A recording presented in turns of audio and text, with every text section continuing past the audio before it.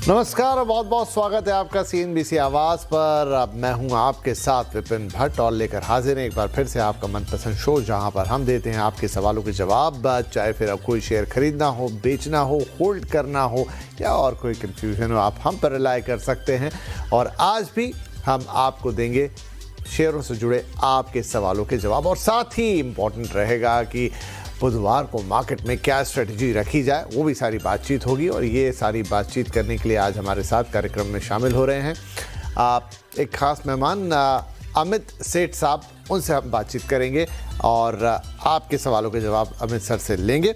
आप अपने सवाल हमें पूछ सकते हैं सीधे 7045220000 पर। और इसके अलावा एक्स और फेसबुक पर शो लाइव है, तो वहाँ पर भी कमेंट बॉक्स में जाके सवाल पूछे जा सकते हैं। तो बाकी आपके लिए जो भी तरीका उचित हो, आप उस पर हमें सीधे अपने सवाल भेज सकते हैं।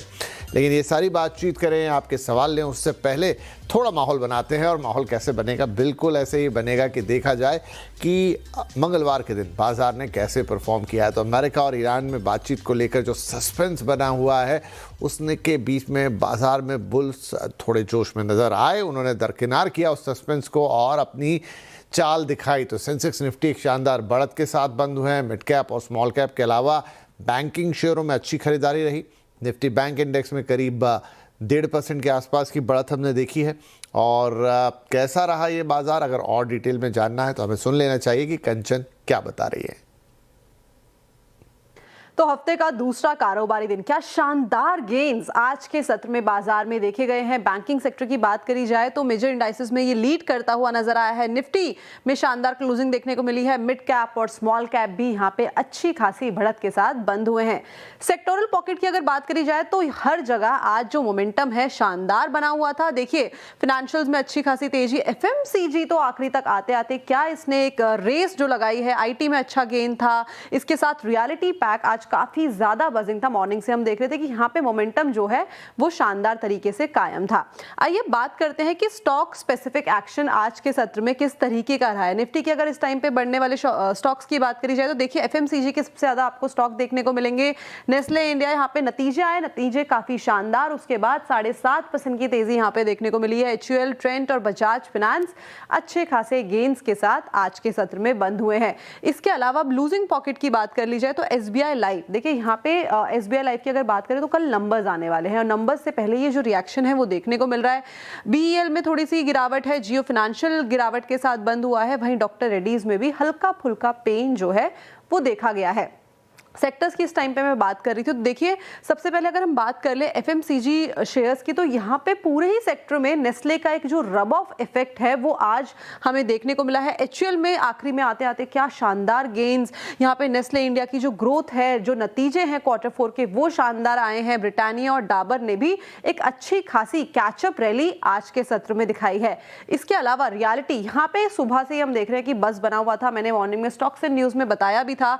गोदरेज प्रॉपर्टीज के जो नंबर्स आए, ओबरा रियलिटी के जो यहाँ पे नंबर्स आए, अपडेट्स आए हैं, वो अपडेट्स काफी पॉजिटिव साइड में आए हैं। ब्रोकरेज के यहाँ पे काफी व्यू आए हैं, उनका जो पर्सपेक्टिव है वो भी काफी ज्यादा शानदार है। जिसके बाद पूरी की पूरी एक तेजी का जो मोमेंटम है हमें रियलिटी पैक में भी आता हुआ दिखाई दिया है। तो काफी लंबे टाइम बाद बाजार में हम कुछ सत्रों से देख रहे हैं कि जो रैली है वो शानदार तरीके से कायम है। तो ये तो आज के बाजार का हाल था। आप जरा ये देख लेते हैं कि मंगलवार के दिन FIIs और DIIs ने किस तरीके का बाजार में अपना एक्शन दिखाया। तो FIIs के बिकवाली का दिन रहा। 1900 करोड़ से ज़्यादा की बिकवाली करते हुए नजर आए, लेकिन DIIs ने उनके सामने 2200 करोड़ से ज़्यादा की खरीदारी कर डाली और बाजार को बैलेंस बनाकर दिया। और इसीलिए हमने देखा कि बाजार में ना सिर्फ एक पॉजिटिव रुझान था बल्कि एक तेज़ी दिखाने में भी बाजार जो है वो कामयाब रहा। लेकिन अब बड़ा सवाल ये कि बुधवार के दिन बाजार क्या करेगा। क्या ये ट्रेंड, ये जोश, ये रैली बुधवार को भी जारी रहेगी? तो अमित सर देखिए, एक चीज़ तो समझ में आ रही कि बाजार ने जो अनिश्चितताएं थी या जो वो वॉर का सारा अनसर्टेनिटी वाला माहौल था जो कि अभी भी बना ही हुआ है, उसको लेकिन दरकिनार किया। तो कल भी क्या बाजार यही हिम्मत दिखाएगा बुधवार के दिन भी? जी, good evening Vipin ji and good evening to all the viewers. Vipin ji, बड़ा अच्छे से आपने पुट किया। मैं सोच ही रहा था कि कैसे स्टार्ट करूं। आपने काफी अच्छा मेरे लिए इजी कर दिया ये कह के कि अगर जो अनिश्चितताएं बनी हुई है बाजार में, अगर उसको दरकिनार कर दे तो फिर बाजार पे क्या व्यू है। डेफिनेटली सारा कुछ डिपेंड करता है कि ओवरनाइट क्या होता है मिडल ईस्ट में। लेकिन अगर हम माने कि कल सवेरे कोई खराब न्यूज नहीं आती है, कोई बैड न्यूज नहीं आती है, और जैसा माहौल आज है कल भी वैसा ही रहे, तो निफ्टी की अगर हम पहले स्टार्ट करें तो निफ्टी का स्ट्रक्चर बुलिश है। It's a buy on dips market. Nifty ने सक्सेसफुली 10, 20 और 50 डेमा तीनों हमारे मूविंग एवरेजेस रिगेन किए हैं।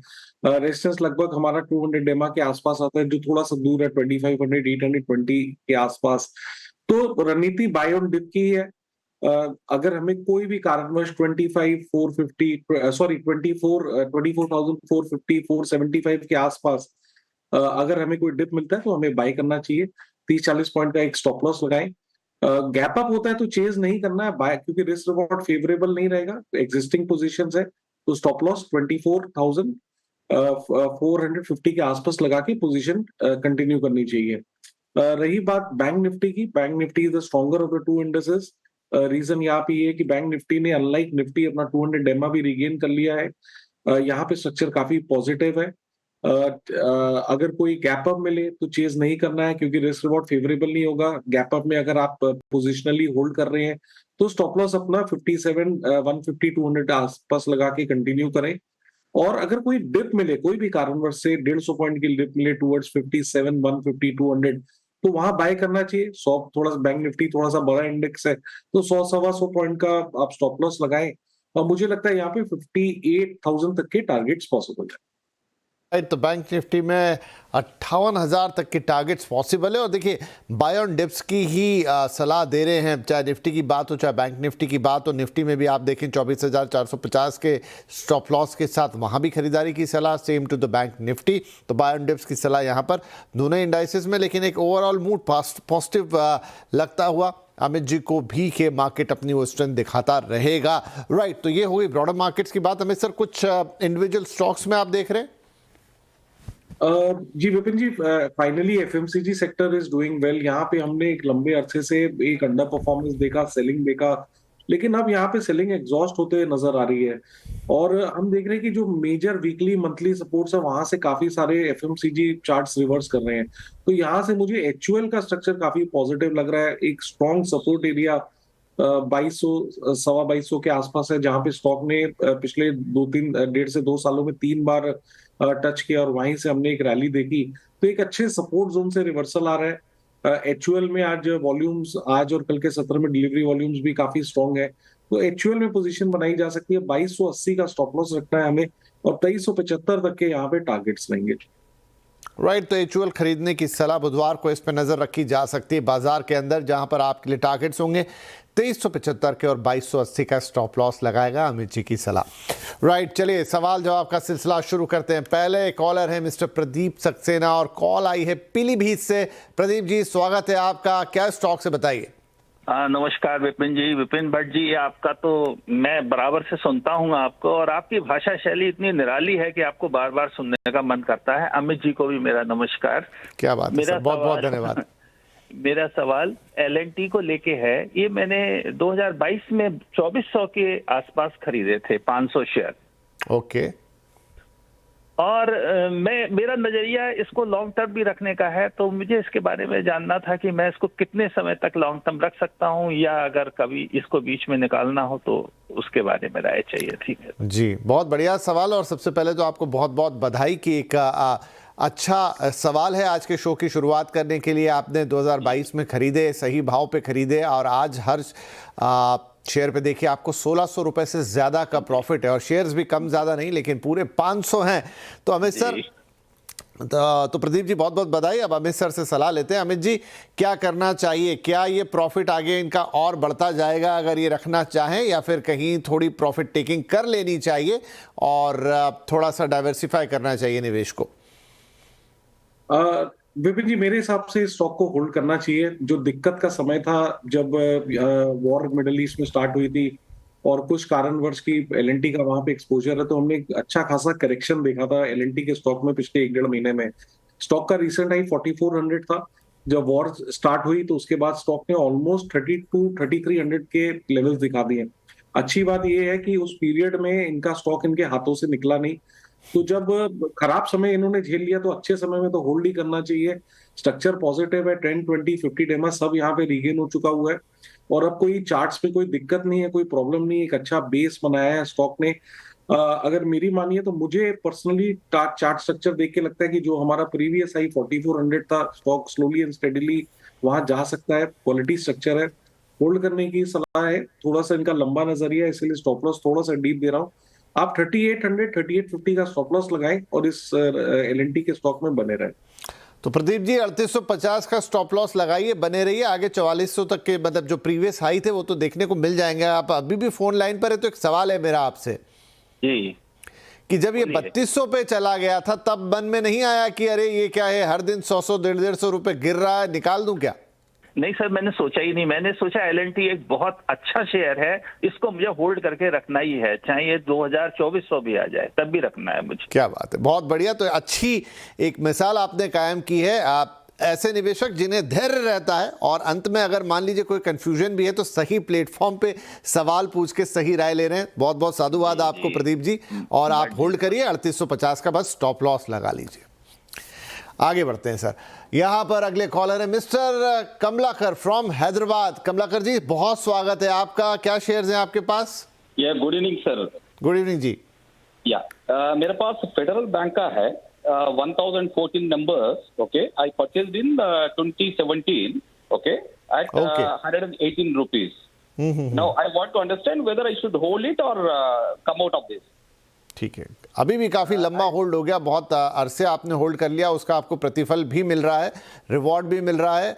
आपको 177 रुपए का फ़ायदा है हर शेयर पर और शेयर की संख्या 1000 से ज़्यादा है। बट सवाल यही कि क्या करना चाहिए इसमें। तो अमित सर, फेडरल बैंक और 2017 की इनकी खरीदारी है, तो देखिए बहुत संभाल के इन्होंने रखा है, अभी तो बढ़िया प्रॉफिट्स दे रहा है, लेकिन आगे? जी बिल्कुल होल्ड करने की सलाह है विपिन जी। अगर हम देखें जितने भी प्राइवेट बैंक्स हैं, be it ICICI bank, Axis bank, HDFC bank, हर इन सब में हमने वॉलेटिलिटी देखी, काफी ऊपर नीचे भाव देखे, लेकिन फेडरल बैंक में एक continuous outperformance, continuous relative strength हमने देखी है पिछले 1-1.5 साल के पीरियड में। I think this has been one of the strongest stock in the private bank sector और कंटिन्यूअसली इसने अपने सेक्टर को और मार्केट को भी आउट परफॉर्म किया है। तो काफी अच्छा स्टॉक है, काफी अच्छा स्ट्रक्चर है। जबकि हमने देखा कि पीएसयू बैंक्स ने बहुत अच्छी rally the, federal bank was the only bank in private sector जिसने ऑलमोस्ट पीएसयू बैंक जैसा आउट परफॉर्मेंस दिखाया। स्ट्रक्चर अभी भी पॉजिटिव है, एक अच्छी रिकवरी हमने देखी है स्टॉक में रिसेंटली।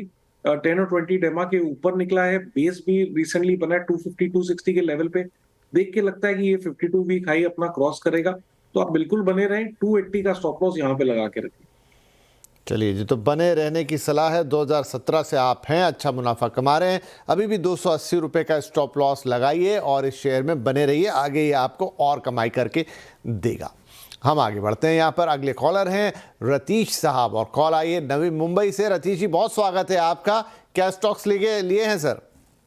गुड इवनिंग सर, नमस्कार सारे मेंबर्स को। नमस्कार जी, नमस्कार, बताइए। सर मैंने जियो फाइनेंशियल सर्विसेज के 1100 शेयर्स लिए हैं 293 के भाव पे। मेरा नजरिया लॉन्ग टर्म का है, 1-1.5 साल का। अभी ये स्टॉक काफी नीचे चल रहा है, तो क्या करूं, मतलब जरूर इस पे सलाह लेते हैं अमित जी से कि क्या करना चाहिए। 1100 शेयर है, बड़ी क्वांटिटी है, 293 पे खरीदारी थी अमित सर और यहाँ पर 58 रुपए का लॉस है। जी देखिए, 293 में इनका परचेज है। जैसे कि मैं हमेशा कहता हूँ, स्टॉप लॉस इन्होंने कोई लगाया नहीं, तो एक अच्छा खासा हम यहाँ पे लॉस देख रहे हैं। रिसेंटली जियो फाइनेंशियल ने एक बेस बनाने की जरूर कोशिश की। यहाँ पे लोअर लेवल्स जो वीकली चार्ट सपोर्ट्स है, वहां पे एक वेज फॉर्मेशन का हमने ब्रेकआउट देखा जो पॉजिटिव था। स्टॉक ने ब्रेकआउट के बाद ऑलमोस्ट अपना 50 डेमा टेस्ट किया, जो कि लगभग 250 के आसपास है। बट आफ्टर द रिजल्ट्स, मेरे ख्याल से 1-2 दिन पहले रिजल्ट्स आए थे, तो उसके बाद हमने थोड़ी सी यहाँ पे सेलिंग देखी है और स्टॉक ने अपने 50 डेमा जो लगभग 250 के लेवल्स वो गिव अप किए और 234 तक आ गया है। टेक्निकली देख के लगता है कि whatever was worst in the news वो प्राइस्ड है चार्ट में टेक्निकली लेकिन ये स्टेटमेंट तब तक ही ट्रू है जब तक ये स्टॉक 223 के ऊपर रहता है। 223 टूटेगा तो दिक्कतें पड़ेंगी, लेकिन थोड़ा सा बेनिफिट ऑफ डाउट इसको देते हैं। 223 का स्टॉप लॉस लगाए और इसे होल्ड करें। 223 रुपए का स्टॉप लॉस लगा के होल्ड करने की सलाह है जियो फाइनेंशियल में। एक छोटा सा डिस्क्लेमर यहाँ पर कि इस वक्त जो आप चैनल देख रहे हैं यानी CNBC आवाज़ वो नेटवर्क 18 का हिस्सा है, जिसका स्वामित्व और प्रबंधन दोनों रिलायंस इंडस्ट्रीज के हाथों में, जिसकी कंपनी जियो फाइनेंशियल्स भी है। आगे बढ़े, अगले कॉलर है मिस्टर महेश और कॉल आ रही है गुजरात अहमदाबाद से। महेश जी, स्वागत आपका। ये बताइए कि क्या स्टॉक्स लिए हैं और क्या स्थिति है अभी। हेलो महेश जी, सुन तो पा रहे हैं? मुझे ऐसा लग रहा है आप। हाँ, आपकी आवाज आ रही है। हाँ तो बोलिए ना सर। तो हाँ जी बोलिए, आपको सुन पा रहे हैं हम। हेलो, चलिए शायद कुछ। हाँ हम सुन पा रहे हैं, आप बोल, मेरी आवाज आ रही है, बोलिए। कैपिटल के सम्मान कैपिटल के 300 शेयर है, 176 प्राइस के। ठीक है जी, फाइनली आवाज आ गई, दर्शकों ने भी आपकी आवाज सुन ली। 176 के भाव पे 300 शेयर सम्मान कैपिटल के और 27 रुपये 16 पैसे का शुद्ध नुकसान इस वक्त हो रहा है हर शेयर के ऊपर। अमित सर, क्या सलाह देंगे इन्हें हम? जी देखिए, ये स्टॉक ने रिसेंटली काफी एक अच्छा खासा अंडर परफॉर्मेंस दिखाया है। लगभग अक्टूबर 2025 में 193 का प्राइस था और उसके बाद हमने काफी यहाँ पे एक कट देखा, गिरावट देखी, नीचे में 129 के लेवल्स भी टच किए हैं। 200 डे एक्सपोनेंशियल मूविंग एवरेज 146 के आसपास आता है, वो टूटेगा तो थोड़ी दिक्कतें फिर टेक्निकली बढ़ सकती हैं। तो सलाह यही है कि कोई भी उछाल आए जहां पे इनका लॉस कम हो, यहाँ से निकलने की कोशिश करें आप। तो चलिए, सीधी साफ सलाह है कि यहाँ पे कोई भी उछाल मिल जाए निकल जाना ही है, ज्यादा कुछ सोचना नहीं है, और ये क्लियर करते हैं स्टॉक को। राइट, अगले कॉलर अक्षय गुप्ता साहब एंड कॉल है कानपुर। जी सर, नमस्कार सर, गुड इवनिंग। जी नमस्कार अक्षय जी। राइट, जी बिल्कुल बताइए। मेरे पास MRPL के 5500 शेयर हैं 179.5 के रेट से। मैं इसको शॉर्ट टर्म में यानी 2-3 महीने के लिहाज से रखना चाहता हूं, तो इसमें आगे मेरे को क्या आप मेरे को ओपिनियन दीजिए कि कब तक रखते हैं। अच्छा, ये जो पूरे 5,500 शेयर हैं आपने एक साथ ही लिए? एक साथ ही लिए हैं। ठीक है, 2-3 महीने रखेंगे अमित जी ये इनको। और अभी तो देखिए बिल्कुल किनोर पे खड़े 1 रुपये 16 पैसे से हरे निशान पर है, लेकिन क्या 2-3 महीने में यही स्थिति रहेगी? जी देखिए, स्टॉक ने नीचे से एक रैली तो जरूर दिखाई है। ऑलमोस्ट हमने 215 तक के भाव देखे थे in the month of previous month ही मार्च 26 में। उसके बाद एक पुल बैक आया टुवर्ड्स 50 एंड 100 डेमा, और वहां से हम एक फिर रिवर्सल देख रहे हैं। लेकिन ओवरहेड रेजिस्टेंसेस यहाँ पे बहुत है। स्टॉक ने अपना लाइफ का ऑल टाइम हाई लगभग लगाया हुआ है 290 रुपीज का। तो मेरी सलाह ये है कि हम यहाँ पे ज्यादा बड़ा स्टॉप लॉस नहीं देंगे, क्योंकि एक नीचे के लेवल से स्टॉक आ रहा है। आप 1 रुपए कमा रहे, अच्छी बात है, लेकिन हम इसमें बड़ा स्टॉप लॉस नहीं देंगे, क्योंकि अभी भी काफी इस स्टॉक को परफॉर्म करने की जरूरत है। उसके बाद ही हम कह सकते हैं कि स्ट्रक्चर इज रियली पॉजिटिव। आपको 1 रुपए का गेन है, आप 177 का टाइट स्टॉप लॉस लगाए, इसे होल्ड करें। 177 टूटता है तो आप निकल। राइट, तो MRPL में 177 रुपए का स्ट्रिक्ट स्टॉप लॉस। क्यों? क्योंकि यहाँ पे जो खरीदारी है वो 180 रुपए के आसपास की है और 1 रुपए के मार्जिन से सिर्फ अभी पॉजिटिव है। जैसा कह रहे हैं अमित जी, थोड़ा वक्त लगेगा, बड़ा परफॉर्मेंस दिखाना होगा MRPL को, तब आप उसमें एक सस्टेन रैली देख सकते हैं। लेकिन अभी तो 5,500 शेयर है, उस लिहाज से 177 बहुत क्लोज स्टॉप लॉस लगाइए और होल्ड कीजिए फिलहाल MRPL। ये सलाह अक्षय जी को। राइट, आगे बढ़ जाते हैं। अगले कॉलर है राजेश ओझा, रायगढ़ से कॉल आ रही है। ओझा साहब नमस्कार, कौन सा शेयर है आपके पास? नमस्ते बस जी बढ़िया, एकदम अच्छे, आप बताइए। मैंने जो HDFC बैंक के शेयर खरीदे हैं जी 799.27 पे। ओके, तो कितने कब तक इसको होल्ड करके रख सकते हैं? तो ये आपने कब खरीदे और क्या ये पूरी खरीदारी एक साथ है? नहीं, एक साथ नहीं है, मतलब एवरेज करते हुए लेके आया हूँ मैं। चलिए, तो उसमें भी आपका इस समय जो कुल बैलेंस बन रहा है वो 12 रुपये 48 पैसे का आपको फायदा है हर शेयर पे। संख्या अच्छी खासी, 2,500 शेयर हैं आपके पास। लेकिन HDFC बैंक का आगे क्या रुझान है, क्या चार्ट्स कहते हैं, वो हमें यहाँ पर अमित जी बताएंगे। अमित जी, ठीक है, फायदे में है, बड़ी क्वांटिटी में भी ले रखे हैं, लेकिन आगे फायदा बढ़ेगा या फिर थोड़ा इंतजार लंबा लगेगा? जी देखिए, एचडीएफसी बैंक में हमने एक अच्छा खासा अंडर परफॉर्मेंस देखा, एक अच्छा खासा क्रैक देखा पिछले 3 महीनों में। स्टॉक ऑलमोस्ट एक ट्रेजेक्टरी 950 1000 के लेवल्स पे ट्रेड करता था और टूटते टूटते नीचे स्टॉक ने ऑलमोस्ट 730 तक के भाव दिखा दिए। अच्छी बात यह है कि रिकवरी में 10 और 20 day exponential moving average regain हो गया। प्रीवियसली जो हमारा सपोर्ट था 800 रुपए का, वो टूटा था जब भाव 730 का स्टॉक ने दिखाया था, और वो support which was supposed to act as a resistance हमने वापस रीगेन कर लिया। तो ये हो गया positive factor. But overall trend अभी भी नेगेटिव है, एक अच्छे जोन से रिवर्स हो रहा है। बट जैसे कि मैं कह रहा हूँ कि टाइम लगेगा, कोई इसमें जल्दी से हम आउट परफॉर्मेंस नहीं देखेंगे, स्लो एंड स्टडी मूव देखेंगे।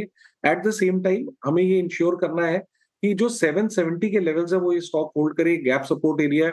यहाँ पे मैं एक और बात ऐड करना चाहूंगा कि रिजल्ट के बाद ऑलमोस्ट 800 810 के लेवल्स होल्ड किए हैं, तो that is a positive sign.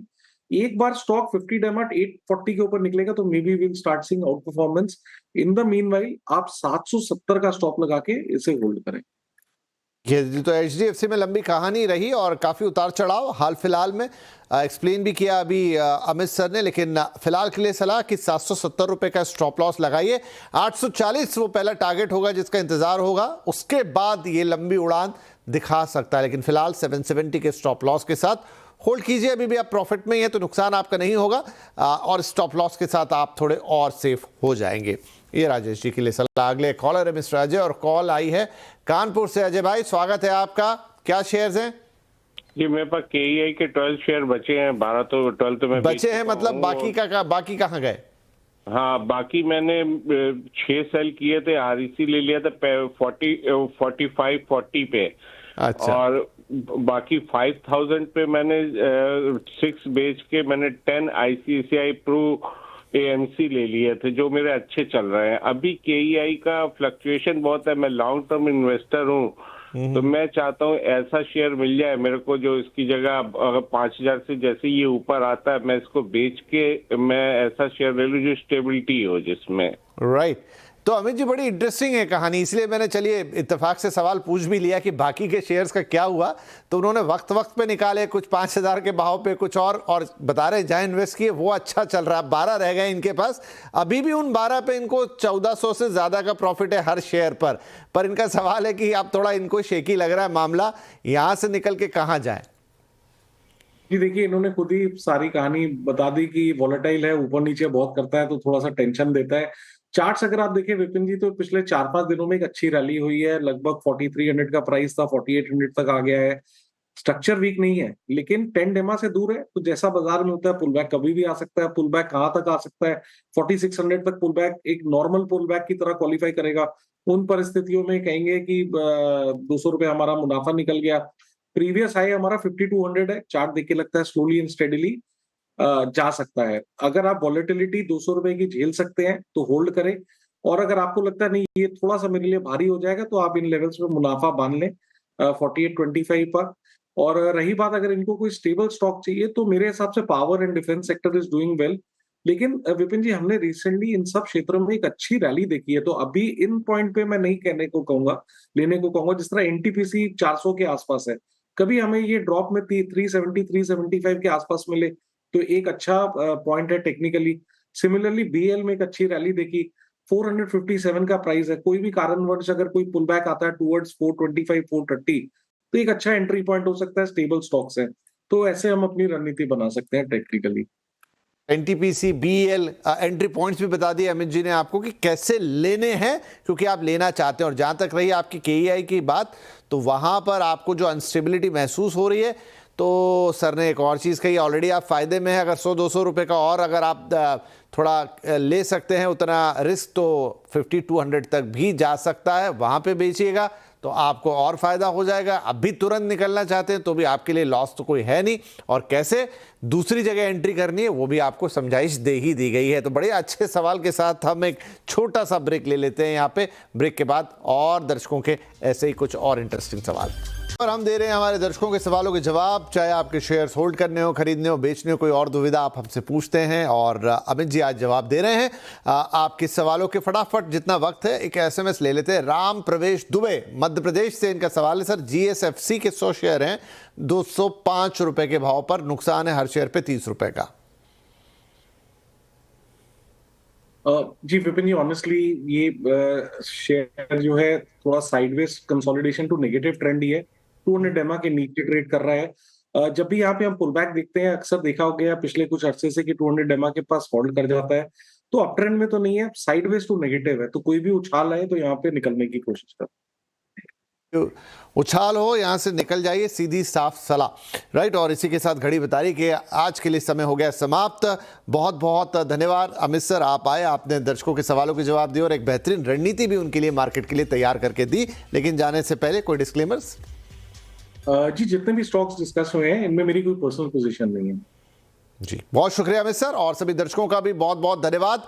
आप हम पे भरोसा रखते हैं, इसीलिए अपने सवाल हमें भेजते हैं और पूरी कोशिश यही हमेशा कि आपको ज़्यादा से ज़्यादा मुनाफा मिले और किसी भी संभावित घाटे से आपको बचाया जाए, ताकि मार्केट में आपका निवेश हमेशा शुभ रहे, फायदे वाला रहे। बहुत बहुत धन्यवाद, शुभकामनाओं सहित नमस्कार।